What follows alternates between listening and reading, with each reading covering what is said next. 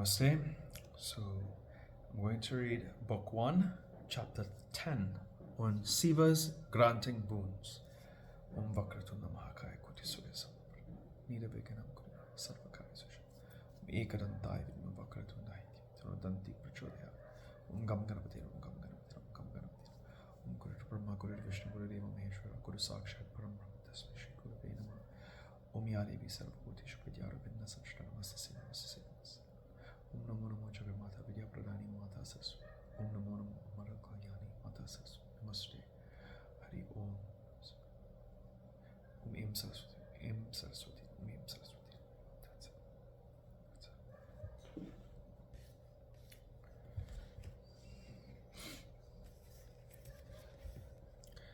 The Rishi said, O Sutta, you told before that Vyasa Deva, unrivaled spirit, composed all the Puranas and taught them to his own Sukadev. But how did Vyasa Dev, who was incessantly engaged in tapasya, procreate Sukha?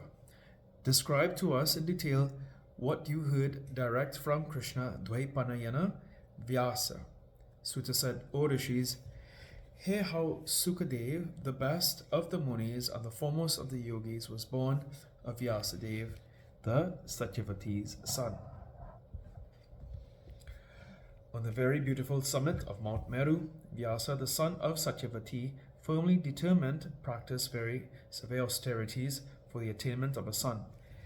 Having heard from Narada, he, the great ascetic, repeated the one-syllable mantra of Vak and worshipped the highest Mahamaya with the object of getting a son. He asked, let a son be born to me as pure and as spirited and powerful as fire, air, earth, and akasha.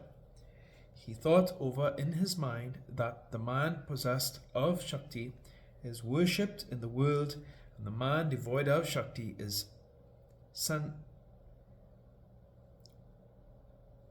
here. And thus came to the conclusion that Shakti is therefore worshipped everywhere, and therefore worshipped Bhagavan Maheshwara, coupled with the auspicious Arya Shakti, and spent away 100 years without any food. He began his tapasya on the mountain summit, which was ornamented with the garden of Karnikar, where all the devas play, and where live the Munis highly ascetic, the Adityas, Vasus, Rudras, Marut, the two Asvins, and the other mindful rishis, the knowers of Brahma, and where the Kinnaras always resound the air with their songs of music, etc. Such a place Vyasadeva preferred for his tapasya. The whole universe was pervaded with the spirit of asceticism of the intelligent Parasara's son Vyasadeva, and the hairs of his head were clotted and looked tawny, of the color of flames. Seeing the fire of his asceticism, Indra, the lord of Sachi, became exceedingly terrified. Bhagavan Rudra, seeing Indra thus afraid, fatigued, and morose, asked him, O Indra, why do you look so fear-stricken today? O Lord of the Devas, what is the cause of your grief? Never show jealousy and anger to the ascetics, for the mindful ascetics always practice severe asceticism with a noble object and worship me, knowing me to be possessed of the all-powerful Shakti. They never want ill of anybody. When Bhagavan Rudra said this, Indra asked him, what is his object? At this, Shankara said, for the attainment of a son. Parasara's son is practicing so severe austerities. Now 100 years is being completed. I will go to him and give him today the auspicious boon of a son. Thus speaking to Indra, Bhagavan Rudra, the Guru of the world, went to Vyasadeva and with merciful eyes said, O sinless Vasavi's son, get up. I grant to you the boon that you will get a son very fairy, luminous, and spirited like the five elements, fire, air, earth, water, and akasha. The supreme Jnani, the store of all auspicious qualities, of great renown, beloved to all, ornamented with all sattvic qualities, truthful, and valorous. Hearing the sweet words of Bhagavan Sulapani Maharishi, Krishna Dvaipanayana bowed down to him and went back to his own hermitage. Tired with the labor of penance for many years, he wanted to kindle fire by rubbing two fuels, arani, with each other.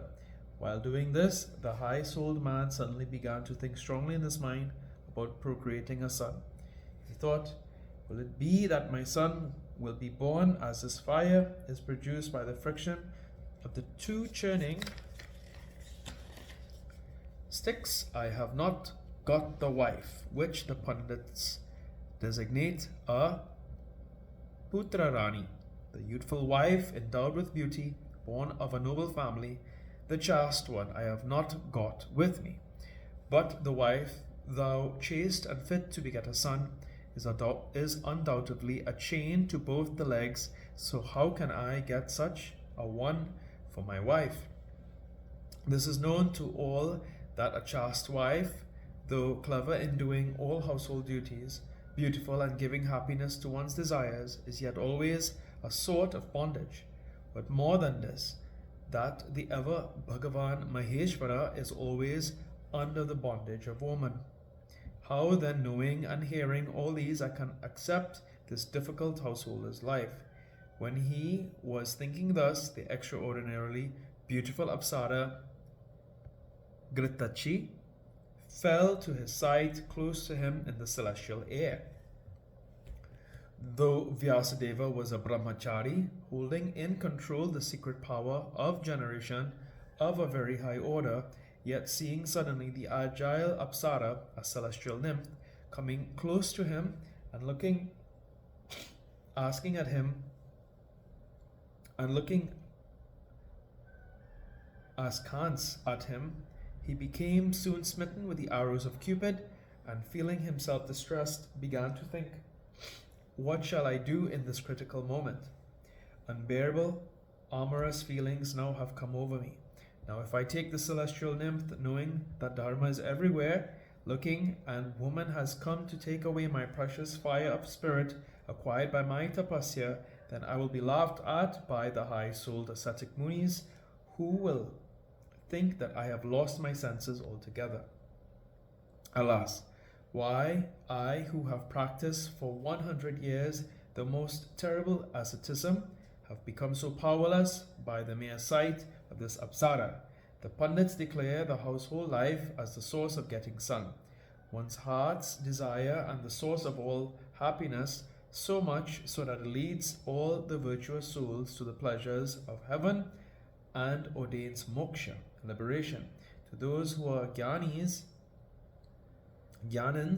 and if I get such unrivaled happiness from this householder's life, I can have this Deva Kanya, the celestial nymph, though blamable. But again, that happiness will not occur to me through her. There is no doubt in this. So how can I take her? I heard from Narada how, in ancient days, a king named Pururava fell under the clutches of Urvasi and ultimately felt great pain being defeated by her. Thus ends the 10th chapter on Shiva's granting boon in the Maha Purana Srimad Devi Bhagavatam of 18,000 verses by Maharishi Vedvyas. Ujjayini Mangala Kali, Bhadra Kali Kapali, Durga Kashima Shivdadri Swaha Swara Namaste.